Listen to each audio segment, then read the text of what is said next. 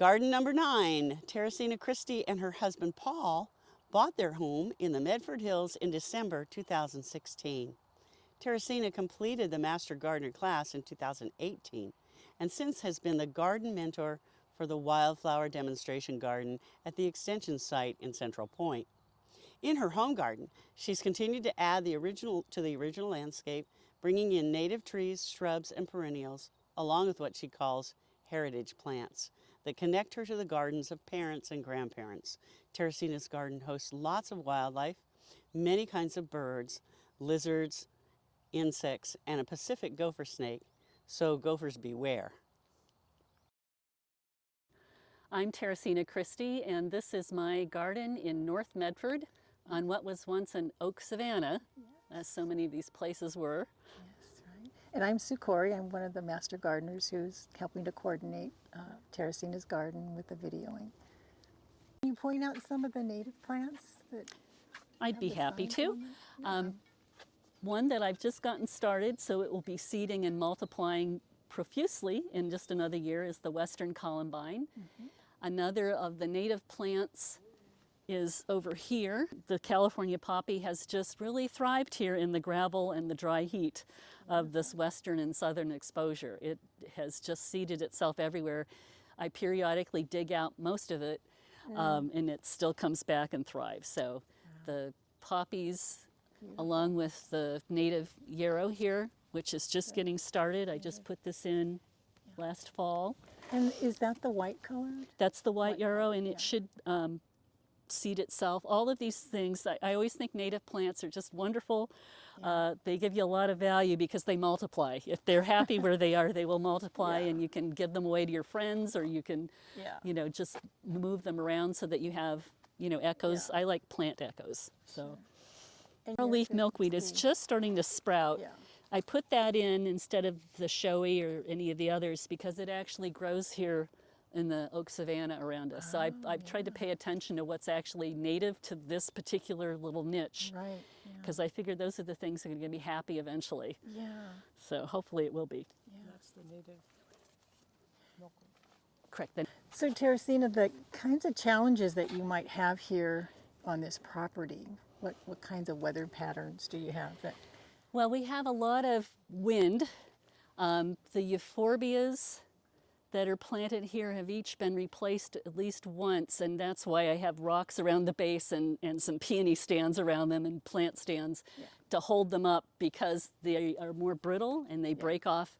I don't think that was something that was anticipated. And the other thing is with this unfenced area, because we have turkeys and deer and lots of jackrabbits, you had to make it something that would be xeriscaped because it's also the southern and western exposure here with absolutely no shade, which is fun actually. I'm enjoying a lot of sun, but it's a challenge. You have to think about the plants you're putting in. So there's drip irrigation to some of these plants, not all of them. And you just have to be able to have things that will have a lot of fragrance. There's a lot of sages, about 3 different kinds of sages, several mints, and that is good for confusing predator animals. They, you know, the prey animals, they want to be able to smell their predators, so that's one of the reasons fragrant things are scattered throughout here. That's a good point, right. Yes, the red twig dogwood I just put in last summer, so this is its first year getting on to the second, and that has a lot of winter interest with the red twigs, and then it has this really pretty flowering that it does in the spring, and I forget if it has any kind of berry to it. But the red twig dogwood, like the manzanita up in the corner, are really happy for the pollinators. They're really great natives that are shrubs. So, So tell us about your coreopsis, the Douglas coreopsis. Douglas coreopsis, again, started out from a little pinky-sized planting from the pathway. And I put that in last summer, actually, in the middle of summer. This does not have any water. And it has seeded itself. I put another one in here, and I planted another one down in the poppy. So that's what I call plant echoes, where you have something that brings your eye into the garden. And this will have just a profusion. I think you can see how many buds this has. This will bloom until frost. This was just last summer you planted this. Yeah. This is the vine manzanita. it blooms really early, like in February, early February. One of the first things that blooms along with the rosemary. And it's just full of hummingbirds and pollinators, you know, all the bumblebees and honeybees and little teeny native bees. They're just so excited that something's blooming. And then it will have these berries. I think you can see the berries are forming. And the birds will eat those. So it's a plant that it stays green all year round, so it's really great. And it's under this window because it won't get tall. I just put this in last fall also. I bought this from one of Lynn's native plant sales. So this has got buds on it. It will be blooming. There's a little weed What there. color will that be? It'll be a pretty cornflower blue. Cornflower blue. Little tiny daisy kind of flower to it. So Teresina, I see all of this rosemary here. Can you tell us about when you planted it? The first year we were here, after we painted the wall green, we thought, well, that didn't quite fade it enough. It still looks like a cement retaining wall. So I went up the street and saw some neighbors had this draping rosemary. And I thought, well, that could work. So Teresina, tell us about your gardens out here. Right, this is the north side of the house. So this part is also still in full sun because I've planted so that there's not going to be a lot of big shade trees because the view is everything here. And I wanted to be part of this because even though I do not have a native plants garden, I have a garden with native plants. I wanted people to be able to see that you can have a big old lawn that your husband wants for the dog and the grandchildren, and you can still have a lot of wonderful native plants as part of that supports wildlife and birds and all of the wonderful insects that we have here too. Yes. So known This is a wonderful native plant. Beautiful. People do not like it lots of times. I love mahonias. They have all of this wonderful yellow flowering with berries. The robins in the fall will come and strip these blue berries off of here in just a week. They just gobble them up. It gives them lots of energy and protein. This is the only part of my garden that has any shade.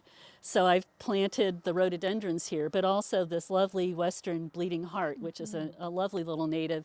It fits right in this little niche here. Yes. And it has started out again with one little tiny plant and has filled in to many plants because it will seed itself where it can here in that area.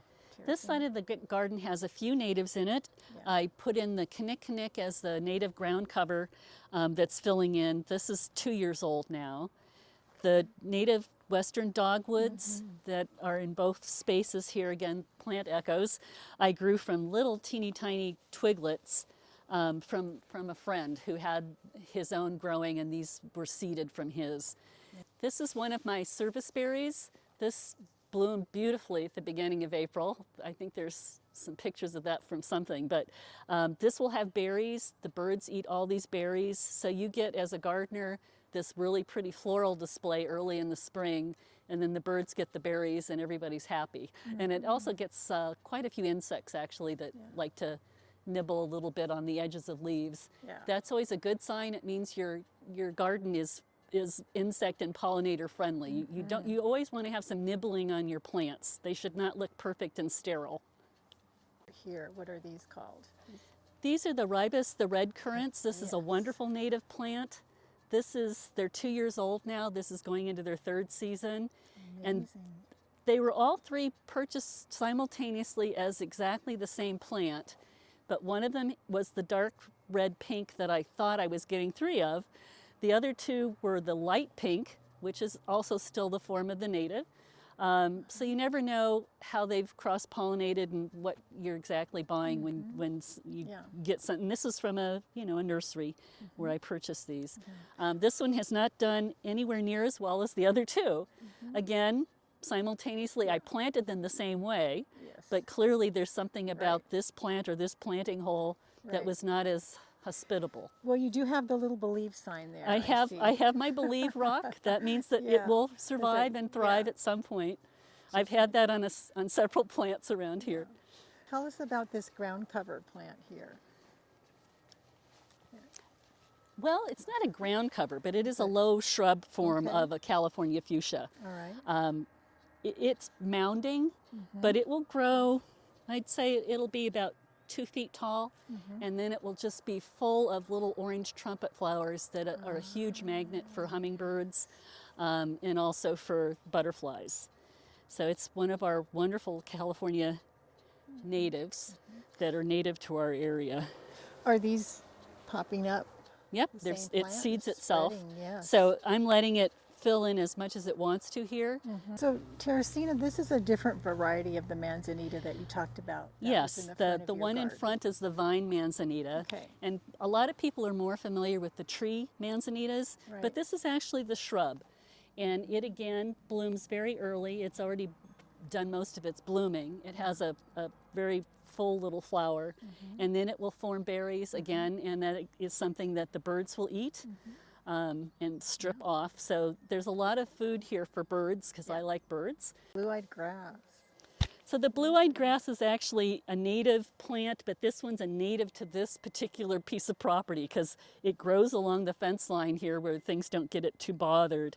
And it's a lovely, I love this little plant because it's got such a delicate little flower to it. And they grow right along the oak savanna here, so it's something that likes this climate. And then the blue dicks, there's one very nicely blooming against the brick wall where it got a little extra warmth. Yeah. Those are all coming along the fence line here as well. Again, that's something that's a wildflower that's native, but I didn't plant it, I just recognized it and protected it. Okay. So Teresina, thank you for sharing your lovely garden with us and all My the pleasure. information.